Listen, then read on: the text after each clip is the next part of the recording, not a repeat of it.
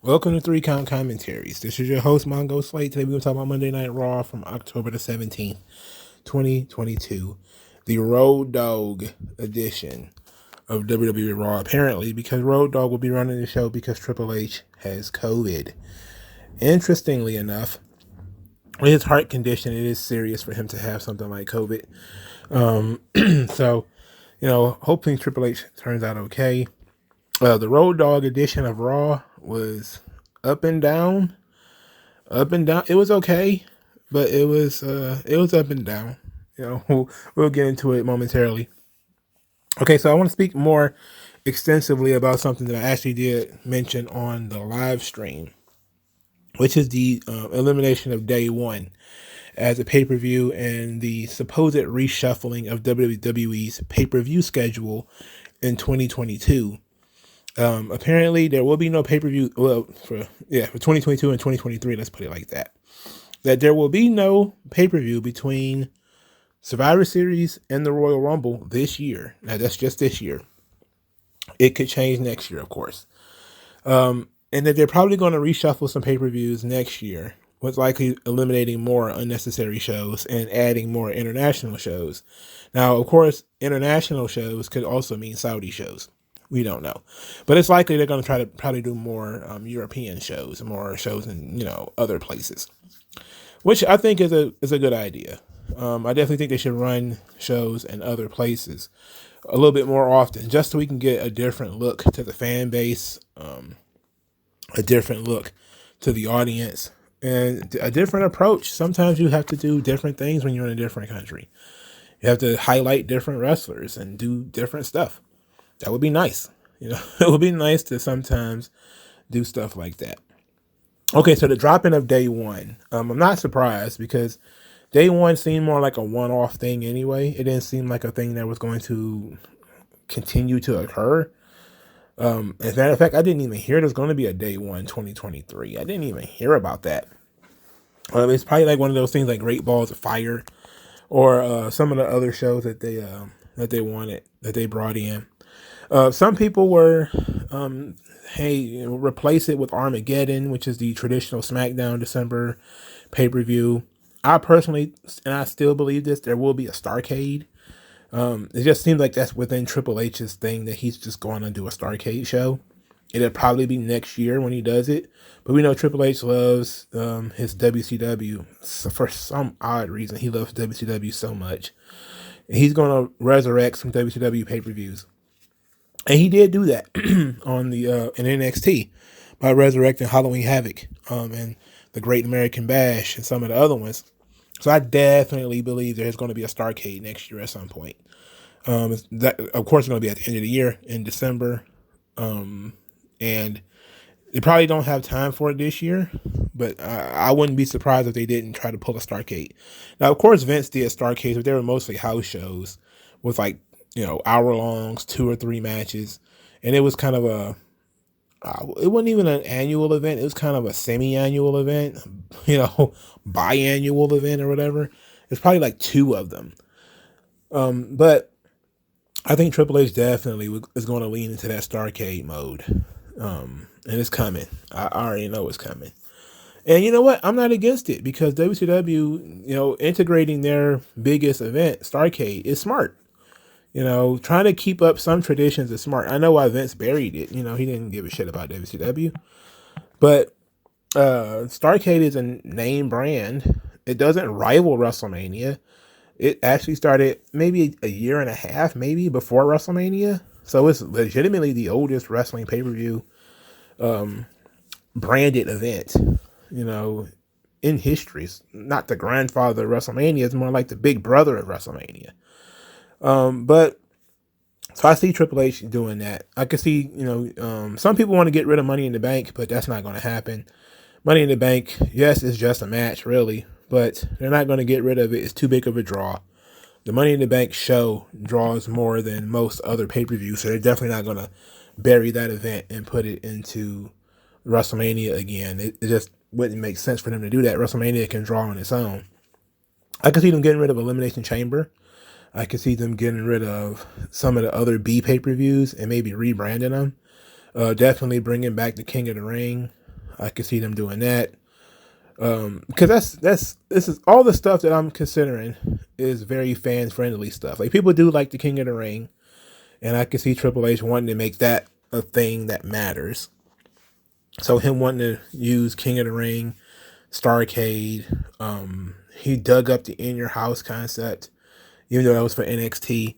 So when I'm thinking about Triple H changing up the roster for the pay-per-view schedule, that's the kind of stuff I'm thinking of. Is he's probably going to bring back some old events, some old event names, and it's not going to be a big deal. I don't think we're going to lose anything that's actually going to matter in the grand scheme of things. All right, so let's get into the show. The show starts hot as fire. Lashley, Brock, getting it on. Big meaty men slapped meat very early in this occasion. Lashley called out Brock. Brock came out. They fight. And this time, Lashley got the better of him. Ashley speared Brock through the barricade, speared him over the top of the announce table, and then slammed him through the announce desk. Just a pretty stiff beatdown from Lashley. Pretty damn good, if I do say so. Thoroughly enjoyed that. I will say, and I think it's fair to say, that they do the spear through the barricade spot way too much. There's entirely too many of those in WWE. There's entirely too many. It's like every other week somebody gets speared through the barricade. It's happening too often. We need to kind of challenge ourselves to do something a little bit different. But Brock and Bob, it's on. I like it. I'm down with it. We're not getting any explanation to why this is happening. It's just happening. It's just a thing that will occur. And I'm pretty sure they're gonna try to slap something on it near the end. But I got to do. It's like AEW now. I got to do my own headcanon. I got to do my own headcanon to why this is happening, but whatever. I like the big fight scene. It was great. I just wish they hadn't overdid the barricade spot. I'm kind of tired of that. The announce table break-in is a WWE staple, but the barricade thing is kind of just one gimmick too many. Can we switch it up? I'm tired of looking at that barricade getting crashed at the exact same way in the exact same place pretty much every damn week. Come on. All right, the Good Brothers defeated Alpha Academy in a match I couldn't have cared less about. They're calling themselves the OC, and I was like, oh, it. They suck. It literally sucks so bad. Jesus H. Christ. I did see somebody said that Carl Anderson, his championship match with Hikuleo is actually the same night as Crown Jewel. And that's interesting. That's interesting. Since November the 5th, WWE Crown Jewel is what date? It's November the 5th. So he is he can't be in two places at one time. So New Japan, what are you gonna do? What are you gonna do? There's no way for him to work both shows. It's not possible. At least I don't think so. He must have what's the instant transmission from Dragon Ball or something like that in order to get from fucking Japan to Saudi Arabia in time to have both matches. Anyway, Judgment Day appeared. Finn Balor made fun of the Too Sweet, say he started the stupid club. He made them, he'll break them. Then he made the Crown Jewel challenge, which AJ Styles, of course, agreed to. Then he says that he wanted to fight and said that unless they had to ask their mom first, that brought out Dominik, who got a lot of heat because Dominik gets heat. He's good at that. Said that AJ Styles couldn't hang with the Judgment Day, which led to AJ Styles calling him a piece of trash who turned his back on his dad and said, well, how about you, me, tonight? Dominik, of course, gave some really bullshit reasons why he couldn't fight, such as he's not in his gear, he's not ready yet. So he said give him an hour. So AJ Styles agreed to give him an hour. Later, Judgment Day is talking backstage, telling Dominik, nice guys finished last. He's got to win this match. This is when Cora Jade appears. Cora Jade asks Rhea Ripley. Cora Jade wanted Roxanne Perez beat up by Rhea Ripley. And Rhea Ripley says, well, since her former tag team partner is Raquel Rodriguez, and since Roxanne is Cora's former tag team partner, it kind of made sense. And then she agreed. So this is going to be Rhea Ripley's first match in months. Apparently she suffered a brain injury. Like, brain injury never sounds good, right? Because, the brain that's real shit. Like head injury is one thing. Head injury could be anything. You bumped your head on the door, head injury. Brain injury just always sounds awful, but that's apparently what she had, and therefore, but them giving NXT her first match back is ballsy. That's a ballsy thing. Let's pause right here for a minute, because we got the Alvarez Meltzer spin to this thing that WWE is stacking the roster of NXT by having mid-level WWE talent. Like, if they really wanted to stack the show, wouldn't they put like Roman Reigns on it? Like, look at what AEW is doing, right? They're trying to squeeze Jericho and Dalton Castle on the same show with Moxley and Page and a bunch of other quote-unquote big names, and they're doing it because the show is on a Tuesday and they want to make sure people are going to watch it. WWE is going to counter AEW running their own, WWE running AEW, I was right the first time, running a different night by putting some mid-level B-stars on NXT. And you got the wrestling media really running with the idea that they're stacking NXT with main roster talent. Yes, these such huge stars as Sonya Deville and the Good Brothers. Huh? Okay, anyway. I'm telling you, man, they really are trying to create this idea that AEW is going to beat something other than WWE developmental, right? Like, they literally have a pay-per-view this Saturday, NXT. So they're not using any of the talent that are going to be used for that show. They're literally just not using any of those people. And that's a lot of their talent. That's a lot, because they had that ladder match. That's like 7 or 8 guys right there that are over. Then it's a triple threat match in the main event. That's 3 people that are over right there. And then Mandy Rose just buried her brother, so she probably won't be on that show either. So when you take into account that they're probably pulling talent, they're taking the opportunity rather to pull talent, so people can get some rest, they won't get hurt and all that kind of stuff, and they're having competition. No doubt they're doing most of this stuff because they got competition. But, it's not like it's stacked, because it's like, what does that mean? What does that entail? Does it entail more than one? Because sometimes they'll have 1 or 2. Is it stacked because Apollo Crews is there? Is it what makes it stacked? Whatever. And then it's not like you have to watch the show to even know who was going to be on it, because like the mystery could have been the draw, where people could have stuck with the show just to see who was going to pop up. But what they did was they had Raw and SmackDown essentially tell you who was going to be on the show. So now people can make the earnest decision on a Monday night.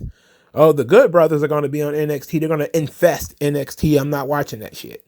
Which some people might do. Some people might just be like, why the fuck would I watch NXT? I don't want to see Rhea Ripley versus Roxanne Perez. I don't want to see that. I don't want to see Raquel Rodriguez versus Cora Jade. I don't want to see that. And I have a problem with those 2 matches anyway, because neither Rhea Ripley or Raquel Rodriguez should be losing those matches. They're both twice the size of their opponents.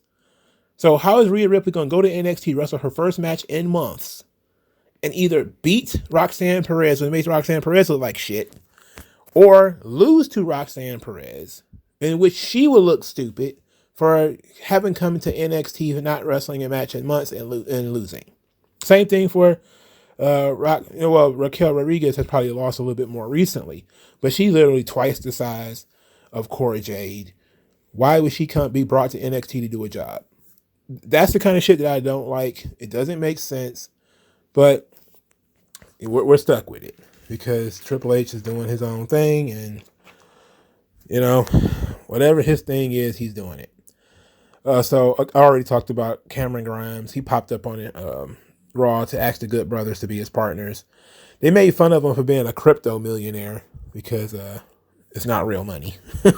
But they said he'll do it for cash. He said he's going to get the cash. Going to the moon. I don't know. What the hell he got in common with the Good Brothers? Like, if the Good Brothers hadn't signed with WWE literally the previous week, what was he going to do? I don't know. Do I really care? No, not really. Not really. I don't really care at all. This led to AJ Styles versus Dominik Mysterio, a match that I really didn't need, that Dominik kind of did need, but he didn't do that great in, if we're being honest. Dominik Mysterio is just not really all that good. He's just, he's a good character though, and he's over, that's for sure.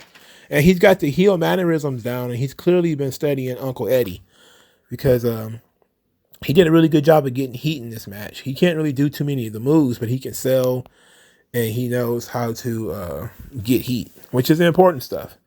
Dominik ends up getting the Duke as Judgment Day distracted AJ Styles. I wasn't too upset about this. I was more surprised that it occurred than it actually happened. I was kind of like, why would you? But at the same time, why wouldn't you? It's not like they value AJ too much on the roster these days, which is really unfortunate. We should always value AJ Styles a little bit more. But it was a good experience for a young Dominik, not too much for us as viewers. So Seth Rollins, he comes out here to celebrate becoming the United States champion. Said that all the haters and doubters can kiss his tuchus.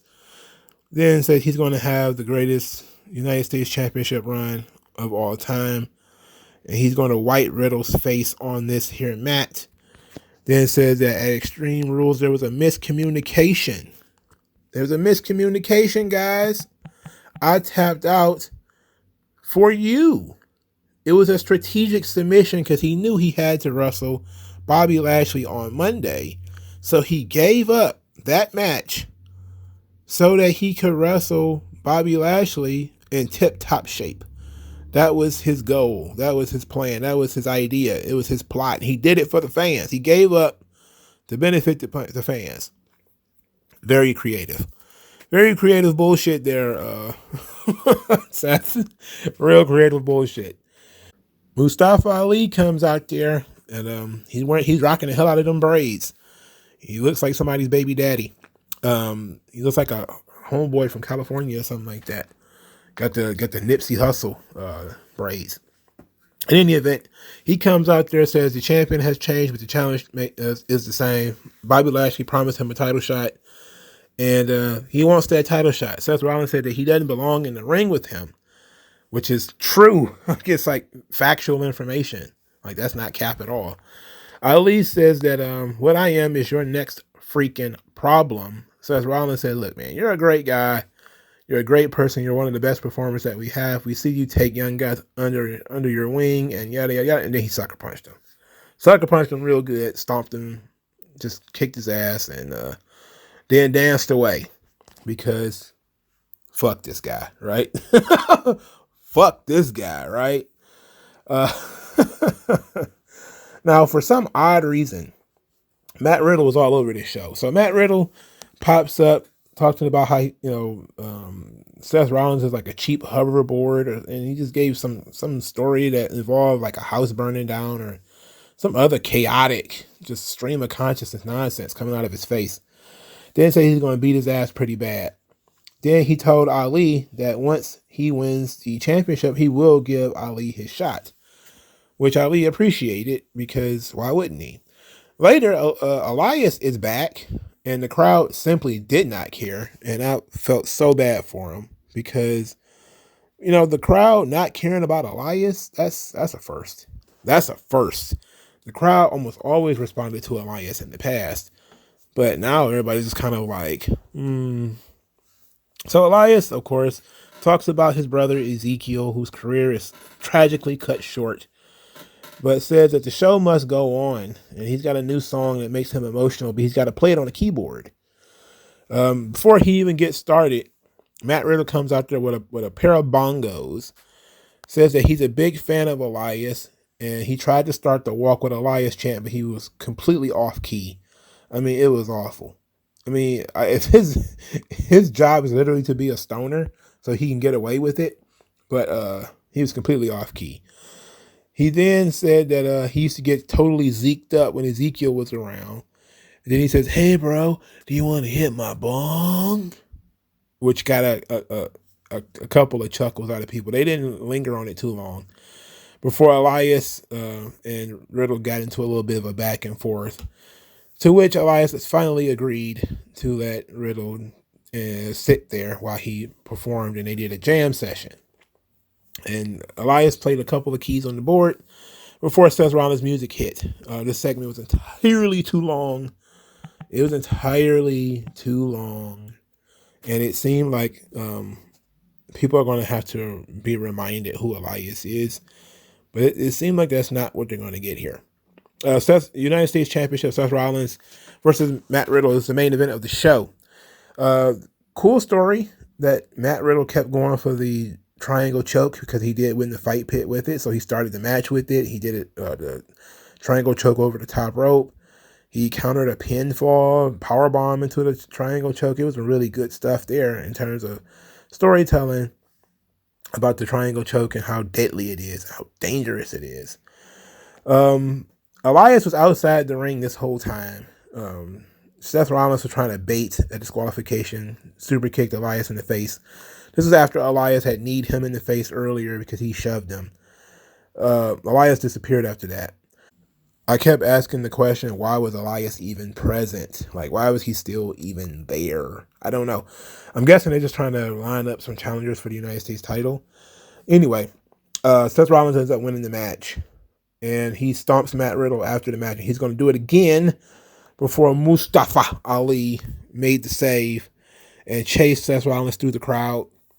Crowd seemed a little behind Mustafa Ali. A little bit. Not a lot. But it's getting there, I think. I think he's, might have some interest in what he's got going on there. But having Mustafa Ali and Seth Rollins and Elias and Matt Riddle, all these guys in the main event of Raw, shit. The only legit main event guy among them is Seth Rollins. And for some people, he's still a high-level mid-carder. But he's the only one who's been Riddle main event at pay-per-view this year. It's the same pay-per-view Seth Rollins main evented this year. But Seth Rollins has main evented regular pay-per-views. He's a regular main event act. But him working with guys like Ali and Elias, we don't know what kind of effect that's going to have on him. I mean, we have to look at damage control and what they've done to Bayley and say, is, consistently working with undercard talent going to end up affecting Seth Rollins? We don't know. We'll see. I don't think so, but we'll see. I mean, I think he's feuded with most of the major names already. He's already had a feud with Roman this year. He had a feud with Lashley this year. He had a feud with, he didn't wrestle Brock, but he wrestled Brock 1,000 times a couple of years ago. He's feuded with Cody this year. I mean, there really ain't that much for Seth Rollins to do. So as a United States champion, it makes sense for us to now start lining up baby faces, because the part of the reason why Lashley's title run was kind of soft is because they didn't really put him in any feuds and didn't line up any opponents. So it's just kind of like he beat up random guys. And I'm going to be talking about this a little bit later because it's going to be very important as we have to have a discussion on Bianca Belair and her title run. So it's an interesting conundrum they found themselves in with Seth Rollins. Like there's no doubt that I think him being the United States champion is a good thing. The issue that I have here is that the quality of his opponents are way down probably too far down the roster, Like Mustafa Ali is a guy who, doesn't really even get TV time. And now we're asking people to stick around and watch this guy hang with Seth Rollins in matches and stuff like that. I don't know. If it's the second match, maybe okay. If it's the first match, I can get it. If it's fifth or sixth or something like that, so it's going. People will go to the bathroom. They're gonna get some popcorn because there's not gonna be any faith or any belief in Mustafa Ali. But he's a decent enough verbal promo that maybe he'll be able to get it over. Maybe that's a real that's a gigantic capitalized M on maybe. You know, it's doing a lot of work right now.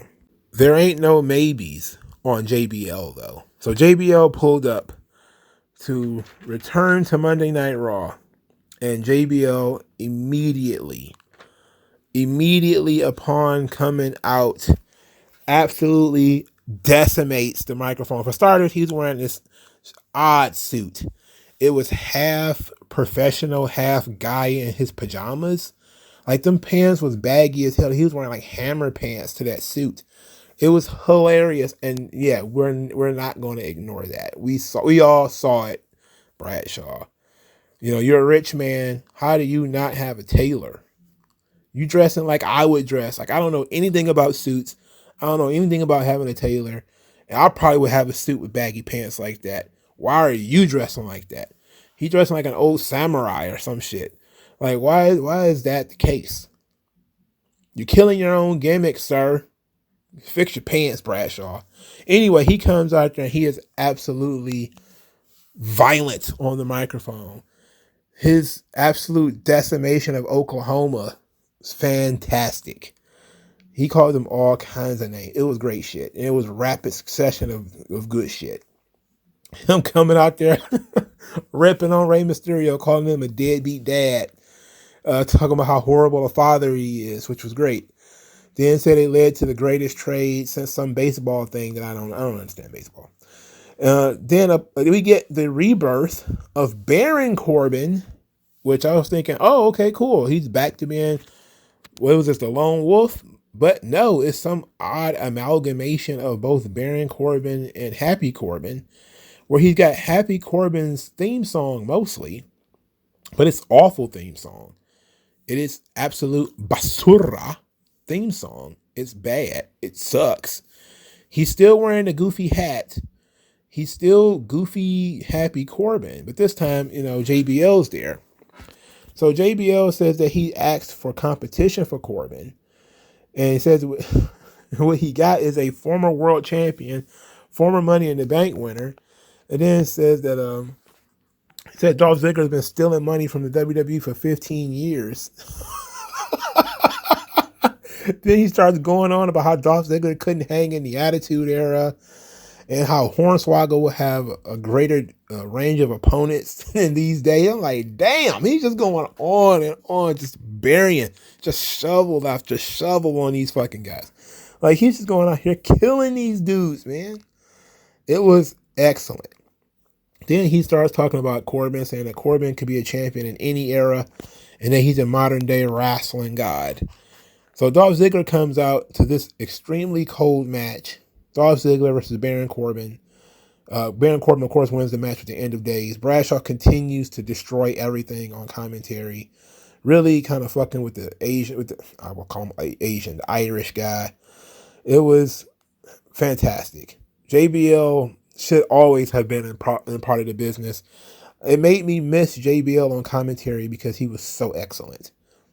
He is so excellent. And I don't think that the problem with Corbin was his mic skills. I don't. I think it was his presentation. If you're going to take Corbin off TV for like, what was it, 6 weeks? And he comes back, he's virtually unchanged. The only difference is he's hanging out with JBL now. They should have tried to recreate the APA a little bit. Maybe have, I don't know. Like, Corbin can still be rich, but kind of also different. Like, we needed something different out of this Corbin thing. To me, he came back a little too much like when he left. It wasn't different enough for me. So the rechristening didn't really work. People were still chanting bum ass Corbin at him, as they should, as they always should. But I love JBL. JBL rules. I will not ever hide my unabashed love for Bradshaw and all things that he does. I support the man. Even when people was talking about how he was a bully to Mauro Ronaldo, nope. I'm on Bradshaw's side. I'm Bradshaw guy. I'm a JBL guy. He helped me get back into the to wrestling when I quit. You know, I'll never forget that. This morning again on SmackDown. All right. Damage control. From Bradshaw being excellent to damage control being mid. Damage control defeat Candice LeRae and Bianca Belair. Cold match. Probably too long. Kind of sloppy. Candice LeRae and Bianca Belair did a superplex or a suplex, a stalling suplex, and a top rope missile drop kick spot where it looked like poor Io Shirai was going to need neck surgery after that. I mean, I pray that they actually get it together. Bayley distracted Bianca Belair with a kendo stick. She tried to hit her with a kendo stick. Bianca ducked. Bayley tackled her over the announce desk. That was pretty much the end for Bianca for the match. So Candice LeRae gets pinned by Damage Control. The women's tag team champions win as they should. Everything's copacetic on that front. Bianca Belair. This is a kind of useless stat, but it is something I want to discuss. That Bianca Belair now is the first black female WWE champion, women's champion, that crossed 200 days as champion. And that led to a conversation about title runs and whether black people have the same level of title runs as white people. You know, it's nonsense. Anytime somebody comes up with any sort of statistic, it becomes a comparison, and comparisons always make people feel bad. And everything is racist or whatever the fuck. I'm not saying we went that far, but people want to know who was the longest running singles champions or whatever for WWE, and I think the answer was MVP, was United States champion for almost a year. That was the longest run, the longest singles title run. I'm not sure when that was. The singles world title, I mean.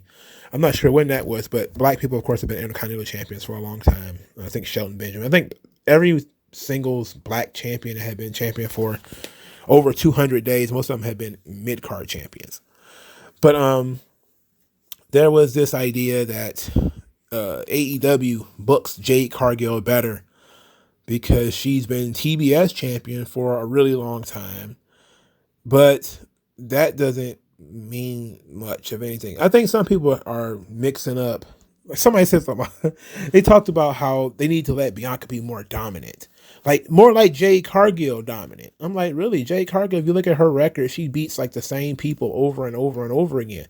She beats Cream Puffs in the 1 or 2 matches that she has per month. Like, Bianca Belair had more matches before April than Jade Cargill has had all year. You know, like, Jade Cargill has probably worked over under 5 matches this whole entire year. And she doesn't work independents. And so if she's not working on AEW, she's probably not working at all. Like, Jade Cargill ain't popping up at your random independent. So, and when I say Bianca Belair has worked, she probably had more television matches than Bianca Belair has had probably matches in her entire career by this point. You know, and that's just since January. Like, Jade Cargill, look, we can all love Jade Cargill. I don't think people were trying to compare the two to make one seem like they're better than the other. They're looking at the booking, and I can understand that. But when you look at the booking of Bianca as champion when she was chasing, now things did change. The way Bianca was being booked under Vince versus how she's being booked under Triple H is completely different. And we can converse about that. But Jade Cargill has had a consistent booker who consistently doesn't do anything with her. She just kind of randomly has a match, and she wins the match, and then she goes back into the closet, and she sits down. No different than when Aleister Black used to beg people to fight him. people think that he was just standing in the closet the whole time. Like, no, he occasionally had a match. He had a match here and there before he went back into that closet. But yeah, he spent a lot of time in that closet. And you could probably guess how many matches he had on Raw or SmackDown or whatever. It's probably like 10 before they moved him to Raw or whatever. He didn't have that many. They were trying to treat him like a special attraction or something like that. But, you know, you have to establish these people first. You know, like Jade Cargill doesn't cut a promo outside of "I'm that bitch, cut the shit." You know, and then when they started bleeping shit, she stopped saying anything at all. So we're in this weird position where people think that, you know, Jade Cargill is like this dominant champion when she basically, somebody just throws an opponent in front of her with cold. Usually 99% of her opponents are absolutely cold and mean nothing. And she wins the match against an opponent that she clearly was never going to lose to, who was never really a challenge. I mean, I'll never forget the whole Willow Nightingale. Yeah, you beat me twice, but can you beat me 3 times? Like, oh, fuck. At least with Bianca, they're trying to tell stories. They're trying to do more. You know, so she is doing tag matches and 6-woman tags and stuff like that. And, you know, they're trying to do stuff. She's cutting promos. She's telling stories. They're doing something different. And I think that, and I came to this conclusion that all of these crazy comparisons, they aren't really necessary. Like, did we really need to know? And I thought Jazz had been women's champion for a long time. Apparently she wasn't. But for some reason, to me, it seemed like Jazz was champion for a long time. But she wasn't. In any event, it seems that people are just looking for these disparities, and they're trying to make these disparities mean something. When in reality, they don't really mean anything at all, because WWE has not really, outside of a very small number of people, they don't have a lot of long title runs anyway.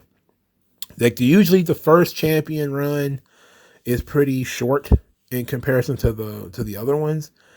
But if you're only going to be champion once, sometimes you'll get a pretty lengthy, like that WrestleMania, the Survivor Series run that some guys go on, like Kofi. You know, you get that run. I think Jinder Mahal got a pretty good run. I think somebody said that Jinder Mahal's one run was longer than all of Edge's combined or something like that, which is an interesting statistic. Oof, my list is really bad. But I don't know how we got on that subject. Clearly I brought it up, but I don't know how those people came up with that subject about her being the first black woman to go 200 days as champion. But it's not like it's going to make or break anything. I mean, she main evented WrestleMania already. She's been, you know, a pretty big star. She's been a part of some really big women's storylines. She's one of their most marketable stars in terms of being in commercials and all that kind of stuff. She's done tons of charity work and all that kind of shit. They're using her. She's there. It's just a different approach. Jade Cargill is being treated like a Fabergé egg, while, you know, Bianca Belair is a workhorse. And there's no wrong thing about it. You know, it's just different presentation. But I think our people are talking about Jade Cargill, you have to put it in its proper context. And that's just, she's not wrestling any quality opponents. And she's not being featured. You know, she's not working main events. You know, so I mean, she's just kind of working middle of the road matches against people who are barely over, if they're not over at all. And that's just the way AEW books, period, though. So she's not different than anybody else in that regard. I mean, when Pac lost the All Atlantic title, it was kind of like, so what? You know, like, he wrestled a couple of nobodies who weren't over and nobody knew and beat them. And then, so we're supposed to treat this like it's like it means something. It's like, it doesn't. It only means something when you put some real respect on it, and you put some real respect on it via storylines and having the champion overcome, you know, challenges and stuff like that. Not just because they won a match, you know. It's like, they're supposed to win matches. That's the least, that's the least interesting thing about it. Of course it should win the match, but what else took place? Like, what else about this run has been magical, that has been interesting, that people are going to go back to over time and go back over it? And I don't think there's going to be people revisiting this TBS title run outside of Jade Cargill looks really good with the belt, you know, and that's not her fault. You know, she's not challenged to go beyond a certain level. All right, let's get back into this though. Bayley and Damage Control. They made some comments about getting rid of Alexa and Asuka. Then Bayley said that she's going to have another crack at Bianca Belair next week on Raw. And I said to myself, you know, I don't know if this is a smart thing to do. I mean, Bayley just lost the ladder match like a couple of weeks ago. Yeah, literally like 2 weeks ago to Bianca Belair. Now she's going to get a singles match. Now, it's non-title as far as I know.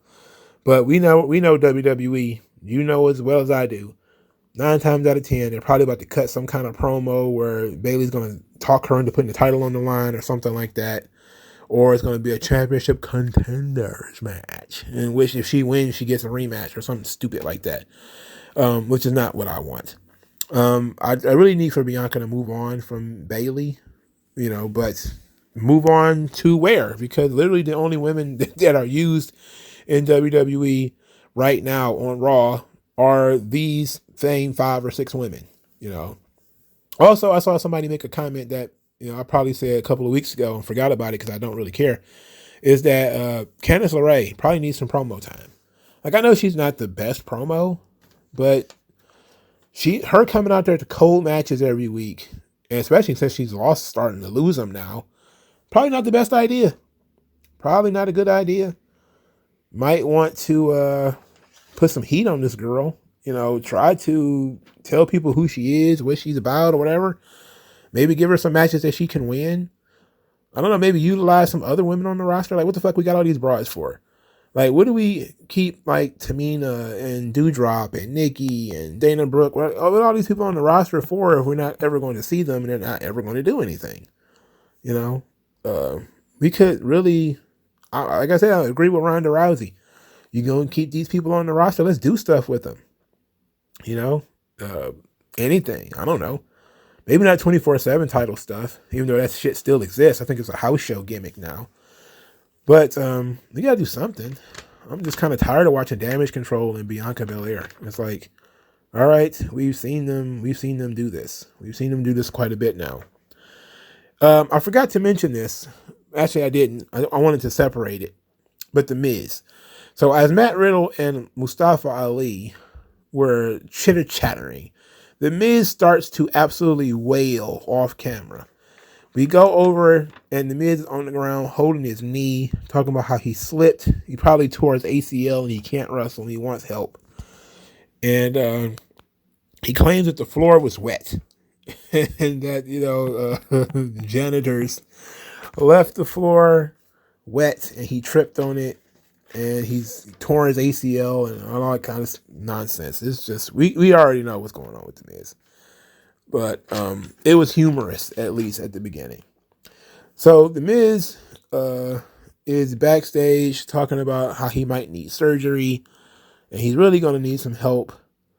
Byron Saxton calls himself calling out The Miz, talking about how he interviewed the janitorial staff. I'm like, well, you ain't do all that. You ain't actually do your job.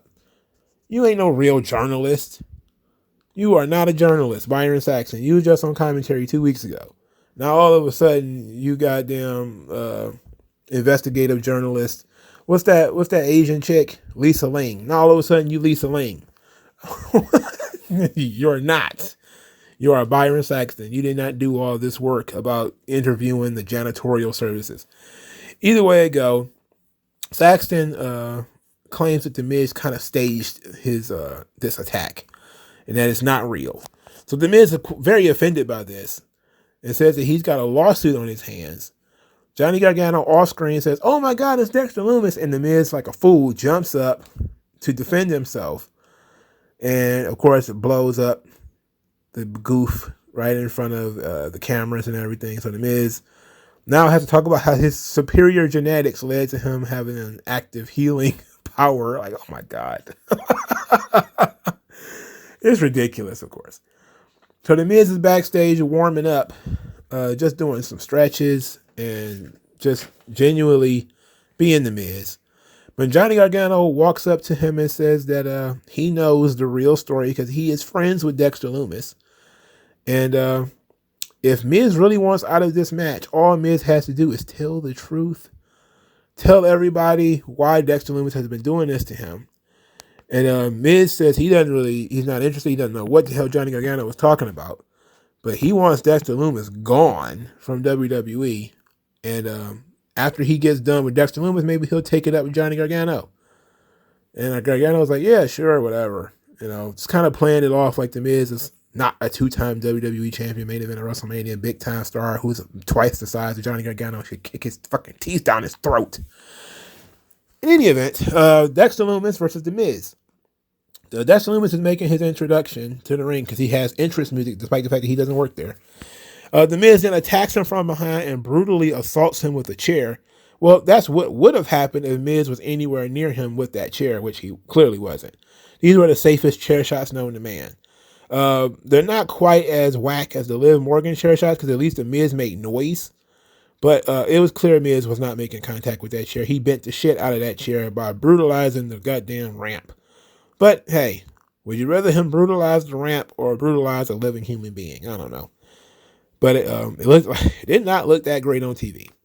but you had to be looking pretty closely. So apparently because Dexter Loomis got mauled by a bear, something very bad happened to him. An anvil fell on him.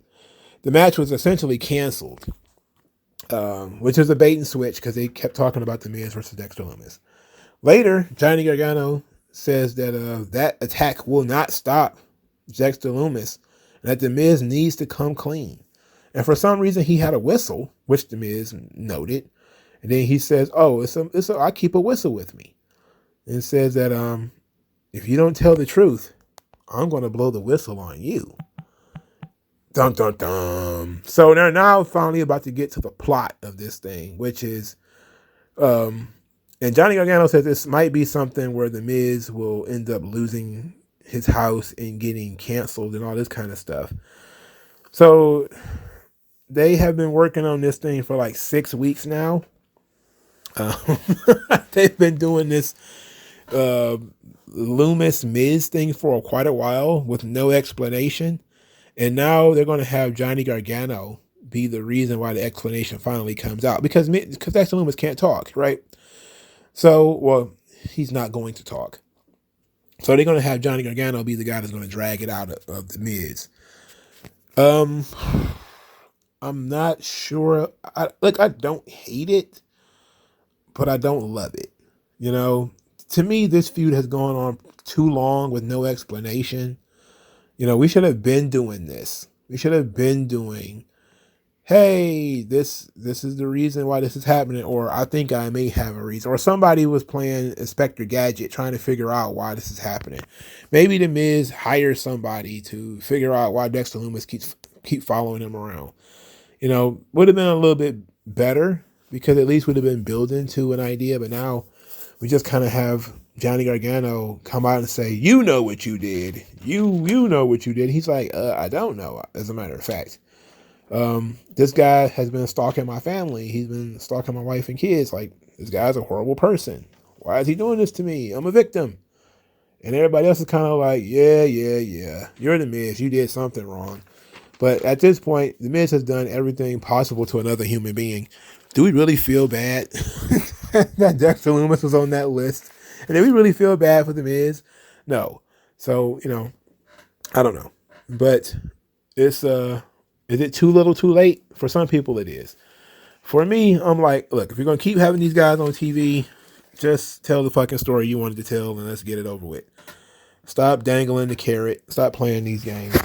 Let's get it over with, because this thing has been going on for quite a while now. And there needs to be an explanation for it, especially if they're going to continue it. But I don't like that they didn't have the match, because the match itself was a pretty good idea. Maybe something on the show went long. I'm guessing JBL might have in his promo. He probably went a little long. Unless he went after this, which probably somebody else probably went long. And they had to cut the match from the show, or maybe they decided to save it for the Crown Jewel, which, it's a match with some real stakes to it. So maybe, and then maybe they decided, okay, well, we'll do the story will come out, the truth will be revealed that, Dexter Loomis was the real Mike Mizanin, and that, he swapped IDs with him in 2001 or some shit. I don't know. I don't know what the fuck is going on, Gerard. I'm not even gonna hold you up. I have no earthly idea. And my interest level, even though I love me some Miz, is not very high on this. All right, so the Road Dogg episode of Monday Night Raw, Road Diggity Dog, it was okay. He went a little heavy on the sports entertainment with the Elias stuff and the Miz segments, which I actually like the Miz segments because the Miz trying to get out of the match with Dexter Loomis is perfect Miz shit. That was great. He started out with a bang with Lashley and Lesnar. Probably could have did a little bit more with Judgment Day, but I think maybe they have been overexposed in the last couple of weeks. Same thing with Damage Control. I definitely think Damage Control is overexposed. We kind of need a break from them. Maybe take some time to do a women's tag team thing, maybe a storyline with them or something, so that we can give a break from them. It's like, let them cut promos or something. I don't know. But it was an okay episode of Raw. The big miss to me was the Baron Corbin reveal. Like, I love JBL, but Baron Corbin basically just being the same character that he was before was disappointing. A lot of people have been missing. Tommaso Ciampa is not there. Kevin Owens is not there. So it's begging the question, where's a lot of the Raw roster? Like, where's some of people's favorites wrestlers or guys who are starting to really catch on? Where did they go? I mean, the question of where's Kevin Owens has been popping up quite a few times lately. Ciampa, he's definitely went missing, and people have sorely missed his work on this show. So yeah, it's been people have been asking where these guys have gone, especially since they're workhorse guys and indie darlings. Where did they go? But I don't know, man. I enjoyed the show, but I certainly think it could have been better. But just typical of my opinions of the Triple H episodes of Monday Night Raw, where they are a breath of fresh air from, the kind of excessive promos and kind of storyline stuff that Vince used to do, which I loved. I loved all that stuff.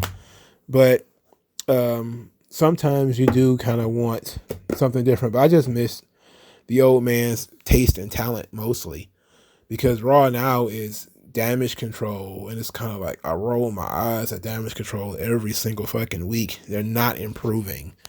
And the fact that they've become the entire women's division on both Raw and SmackDown to this point has been discouraging, to say the least. And I know there's becoming a growing contingent of people who hate Damage Control. Look, I'm glad to say that I felt like I was on the cutting edge of that hating Damage Control thing. I gave them no air. I gave them no quarter. As soon as I saw Dakota Kai was going to be involved with it, I was like, yeah, this is over. It's dead. But Triple H had a Raw that didn't have any debuts, which was good. Nobody's making their debut for the first time. I forgot to mention that Omos and MVP will be going to SmackDown to confront Braun Strowman, but that was kind of a minute detail that I missed. Doesn't really matter that much. I'm down for the freak show fight, though. Everybody know me, big meaty man slapping meat. Not Survivor Series, but Crown Jewel, having Lashley and Lesnar and Braun and Omos. All right, let's do it. Just never let Omos punch his hands ever again. I've never seen somebody look so fake punching their hands. And I think that's the reason why I got so frustrated and I just didn't want to talk about it. I made it sure it was the very last thing I mentioned. Because just that scene of Omos just trying to look tough, punching his hands like a bully in a 1960s movie. I just was like, oh my God. My head was in my hands and I was cringing. I got a good full body cringe. I was just kind of like, fuck. You're not making my man look good. You're making my man look bad. He looked bad. He looked bold out here in the streets, okay? He can't even punch his hands in a way that looks menacing and intimidating. He was better off just staring. Oh God. Poor MVP. Please get the Hurt Business back together. Pretty please. How many times do I have to beg? Do I have to beg and plead for your sympathy? I don't mind, because it means that much to me. In any event, thank you guys for your time. Like, share, subscribe. I'll talk to you guys later.